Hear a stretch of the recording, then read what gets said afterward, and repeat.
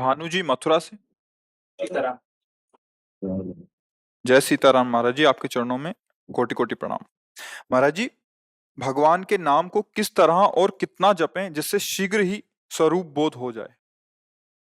प्यास ऐसी हो जैसे कई दिनों से किसी को पानी ना पिलाया जाए और फिर रबड़ी रखी जाए उसके सामने, तो उसके सामने 56 भोग रखे जाएं, वो क्या करेगा?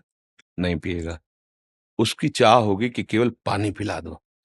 ऐसी नाम जबकि प्यास हो और व्याकुलता ऐसी हो जैसे तुम्हें यमुना में अभी ले चलें और कहें डुबकी लगाओ और फिर आपको दबा दें और दबाए रखें।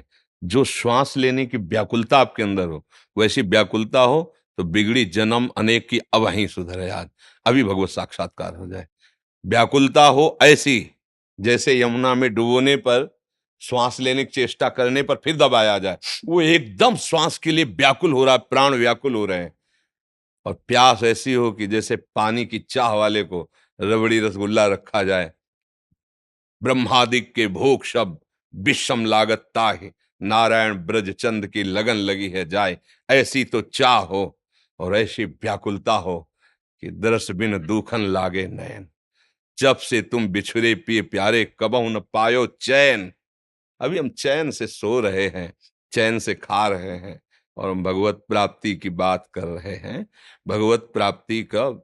नारायण हरिभजन में ये पांचों न सुहात, विषय भोग निद्रा हंसी जगत प्रीति बहुबात। बस केवल अपने प्रभु का सुमिरन और उनसे मिलन की चाह।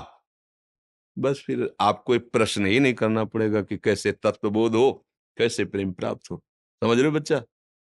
महाराज जी, अशांति, भयंकर जलन अज्ञान के कारण या प्रारब्ध के कारण या फिर वर्तमान अपराध बन जाने के कारण होती है? सबका मूल अज्ञान ही है। वर्तमान का अपराध भी अज्ञान से ही होता है और पूर्व अपराध जो हुए हैं वो प्रारब्ध का नाम दिया जाता है, वो भी अज्ञान से हुई है। सबका मूल कारण दुख का, अशांति का, जलन का, क्लेश का, जन्म मरण का अज्ञान ही है। भगवान के चरणारविंद का आश्रय लेकर भगवान के प्रेमी जनों के द्वारा उनके श्रीमुख से निकले हुए वचनों को सुनकर उनकी आज्ञा के अनुसार जीवन हम अपना चलाए तो बहुत जल्दी हमें ज्ञान प्राप्त हो जाए, तो ये अज्ञान नष्ट हो जाए। अज्ञान नष्ट होते ही परम शांति की प्राप्ति हो जाती है। श्रद्धावान लभते ज्ञानम तत्परः संयतेन्द्रिया, ज्ञानम लब्ध्वा पराम शांति। परम शांति कहां मिली? ज्ञानम लब्ध्वा पराम शांति मचरेणादि गच्छति। भगवत प्रेमी महात्मा और शास्त्र, इनके जो वचन है उनके अनुसार जब हम जीवन यापन करते हैं, उनके अनुसार चलते हैं तो हमारा ज्ञान नष्ट हो जाता है। अज्ञान नष्ट होते ही जैसे अंधेरे में क्या है मुझे पता नहीं चल रहा, पर जब प्रकाश हुआ तो पता चल गया। जब पता चल गया तो ना भय रह गया, ना कोई जलन रह गई, ना कोई अशांति। परम शांति, परमानंद की अनुभूति हो गई। किसका प्रश्न था?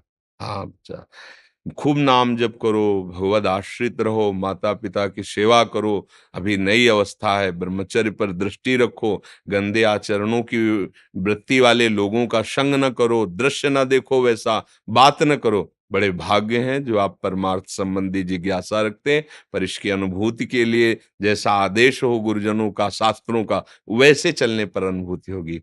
प्रश्न करना उतना लाभदायक नहीं होगा जितना आचरण में उतारना लाभदायक होगा। जैसे मानो आप प्रश्न तो पढ़ के भी कर सकते हो ना, किसी भी उद्देश्य से कर सकते हो। आप प्रश्न, शास्त्र अगर पढ़े लिखे हो तो शास्त्र पढ़ लो, आप उसका प्रश्न कर दो, तो आपकी बड़ाई भी हो सकती है कि बहुत सुंदर आपने प्रश्न किया। पर वो आपको लाभ तभी मिलेगा जब आप अनुभूति में लाएं। प्रश्न करना और उत्तर दे देना ये दोनों बाहरी विषय है। अनुभव करना ये शांति का विषय है। प्रवचन करने से और प्रवचन सुनने से परमात्म तत्व की प्राप्ति तो नहीं हो जाती ना, उसकी बातें हम समझ जाते हैं। ऐसा करना चाहिए, ऐसा नहीं। पर अनुभूति तभी होगी जब वैसा आप चलोगे, वैसा आप करोगे।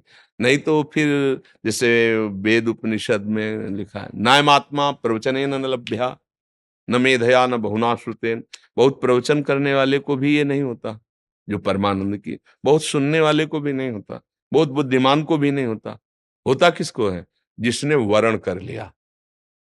मन वचन कर्म से मुझे भगवत प्राप्ति करनी है, और जैसा भगवत प्राप्त महात्मा कहते हैं मैं अक्षरशः वैसा चलूंगा, चाहे प्राण चले जाएं। मैं उनके विरुद्ध आचरण नहीं। अब बात बन गई, स्वीकृति हो गई, अब आप आगे बढ़ जाओगे।